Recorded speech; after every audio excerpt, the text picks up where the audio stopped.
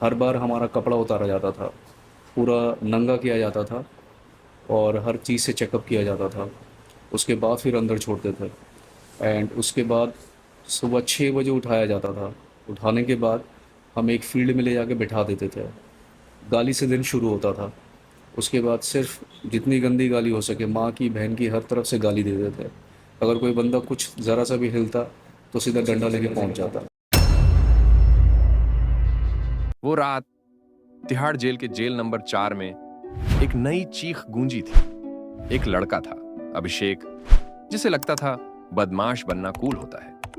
लेकिन उस दिन उसके सपने नहीं, उसकी हड्डी टूटी थी।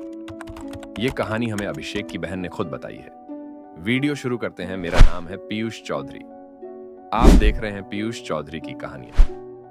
अभिषेक दिल्ली का एक सामान्य लड़का, पर उसकी सोच थोड़ी अलग थी।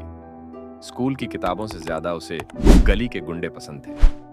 भाई बनना है मुझे, दिल्ली का नाम हिला देना है, वो अक्सर दोस्तों से कहता था। 13 साल का था जब चोरी शुरू की। 15 में चाकू लेके घूमता था और 17 के होते ही एक लड़के को चाकू मार दिया, सिर्फ इसलिए क्योंकि उसने भाई कहकर नहीं बुलाया था। उस रात पुलिस ने बुलाया और 3 दिन बाद कोर्ट ने भेज दिया। तिहाड़ जेल, जेल नंबर 4, नए कैदियों का घर, जहां अंदर जाने का मतलब होता है अपनी इंसानियत को गेट पे छोड़ आना। पहले दिन उसे नेकेड खोज से गुजारना पड़ा।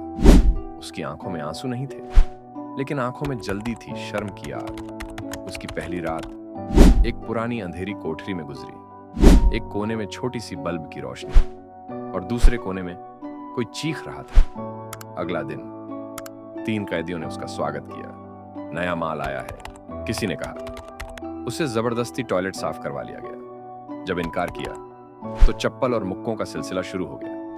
वो अभिषेक, जो कभी सोचता था जेल में उसका नाम बदलेगा, अब एक कोने में बैठ के रोता था। लहू से भीगी शर्ट को चिपकाकर सो जाता था।